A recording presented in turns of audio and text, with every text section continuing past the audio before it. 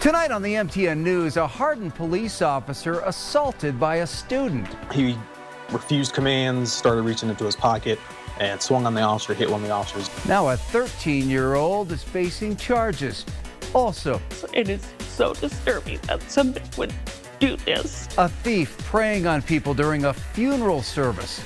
And the message behind one Billings woman's unusual campaign. And you see a smile, and I think that's what it's about. The MTN 10 o'clock news starts right now. From Montana's news leader, this is the MTN 10 o'clock news. Well, good evening and thanks for joining us tonight. I'm Russ Riesinger. Hardin police say they were forced to use a taser on a middle school student today who punched an officer and made threats concerning a firearm and to shoot police. Police say charges are forthcoming against the 13-year-old student. Our David J. talked to Hardin's police chief about the unsettling incident. The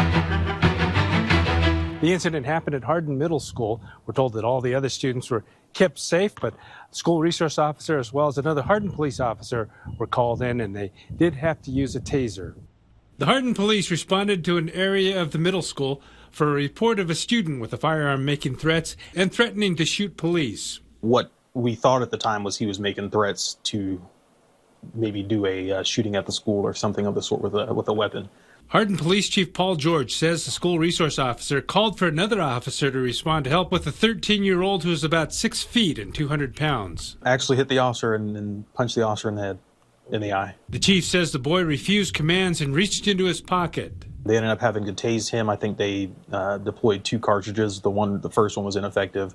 The second one became ineffective, but was effective for a few seconds for them to take him into custody. It turns out the boy did not have a weapon and had made threats to police if they came to his home when he skipped school. But George says there were no threats to students or school staff. Students tell Q2 they were safe during the lockdown. They just said to stay in your rooms and lock your doors. It was good. I felt safe. I didn't think anything was going to happen to me.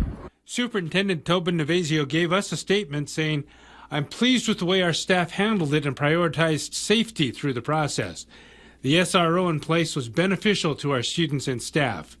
Navasio and George say the procedures and protocols worked well. When we did show up, I guess that triggered him a little bit, so he was a little upset. But he calmed down after the fact. He's still going to have some charges. Chief George expects the charges against the juvenile to include assaulting an officer and disorderly conduct. In Hardin, David J., MTN News. New data from the Center for Disease Control shows Montana is one of 2 states with very high levels of COVID. This information comes after wastewater testing. Recent spikes in COVID cases are driven by a new class of subvariants nicknamed FLIRT. According to Newsweek, while the U.S. saw a steady rise in infections over the summer, hospitalizations and deaths remain low. It appears the new FLIRT variants, while more infectious, do not generally cause such severe symptoms. A weight restriction for the Yellowstone River Bridge on Interstate 90 has been lifted. This is an update to a story we brought you Monday when the Montana Department of Transportation implemented the restriction for over the legal limit permitted loads. It all stemmed from 64 loose bolts found to be improperly tensioned. Those with MDT say they initially put the restriction in place to prevent potential long-term durability to the bridge, but the bridge has remained safe. Tonight, a Roundup family is searching for answers after the death of a loved one and then a theft that happened during the funeral.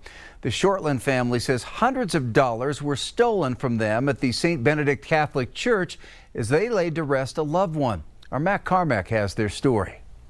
Funerals can be a stressful and emotional time for anybody who attends.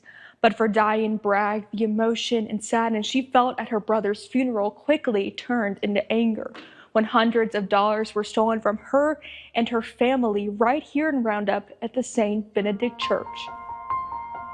We're mad. We're disturbed by it. Anybody go so low Yes. to steal from a person that's gone?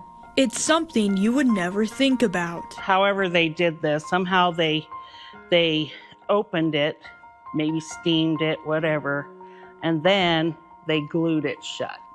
Monetary donations for a funeral stolen without a batted eye. Whoever did this, they possibly have done this before because of how it was done. Diane Bragg and her mom Irene were already going through the unimaginable, the tragic loss of her younger brother Eric, who was a U.S. Army veteran, unfortunately struggling with PTSD. It is so disturbing that somebody would do this and dishonor him this way. Diane said it happened during Eric's funeral service. Mourners left cards and money in a collection bin at St. Benedict's Catholic Church, then proceeded to the cemetery. When it was time to collect those cards, they were all gone, only to return 24 hours later without the money inside. We'd like to let people know that this has happened, that if someone else has a funeral, that they make sure the family gets that cards and money immediately. The Snortland family has decided not to file a police report. They say they just want this to be behind them. An emotional time already hard enough by the loss of a loved one. So it was very hard. And then to put this on top of it, it's... In Roundup, Matt Carmack, MTN News. Montana's Public Service Commission has denied an interim request from Montana Dakota Utilities that would have raised your gas bill starting next month. In July, MDU, which handles much of eastern Montana's natural gas usage, asked the Montana PSC to approve a $9.4 million rate increase, which amounts to about $9 a month for residential customers. Well, waiting on that decision, which can take up to 9 months, MDU asked for an interim $8 million increase until the permanent decision is made. After an outcry from groups like the Northern Plains Resource Council, the PSC rejected the interim hike in an attempt to find balance between consumer cost and utility returns.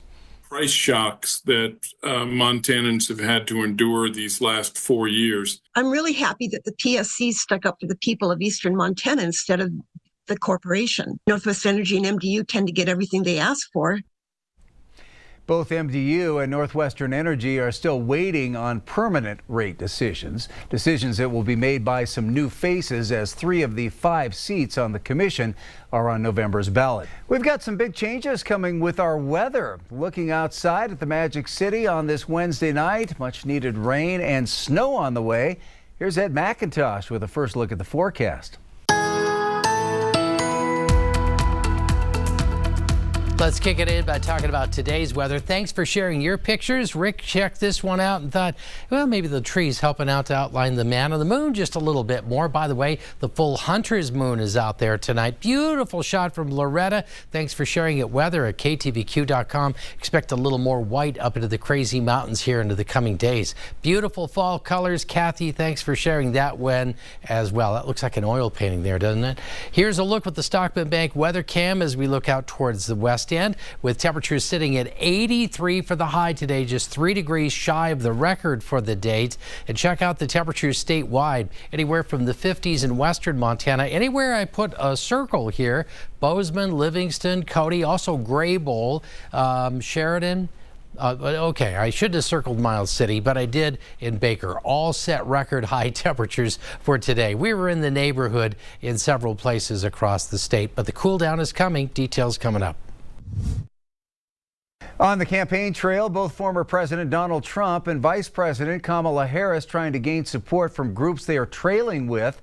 Harris making a play for moderate Republicans in the swing state of Pennsylvania. She was joined by former GOP lawmaker Adam Kinzinger and more than 100 other Republicans at an event outside of Philadelphia. I think we all recognize the courage that you are each showing to speak out so publicly and to put, as we are saying, because we truly believe that country over party.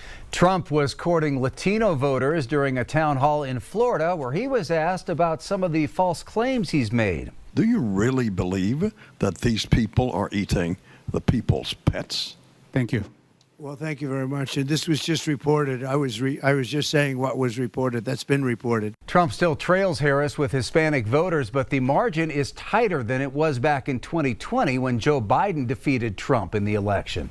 With less than 3 weeks to Election Day, the political climate is undeniably hot. But as our Haley Monaco explains, one Billings woman is sick of the trend and is making light of the situation with a powerful message. Political signs like these have been in people's yards for months. They're an easy way to show your support. There are a few new candidates' faces that have been popping up in some people's yards, and while they may not receive many votes, they serve as an important reminder. The political climate is rising. It's a common feeling among many Americans this election cycle. Anxious for the results and very anxious to get it over with. Jumping into the political scene, some new candidates have taken over a Billings neighborhood. I'm voting for Jade. Jade 2024 Diesel for governor. Okay. Now that's going to conflict with my neighbor over there who's got Nell for governor. MTN News was able to track down Diesel and Jade with a little help from their campaign manager. Jade! But both declined an interview. Uninterested. No comment.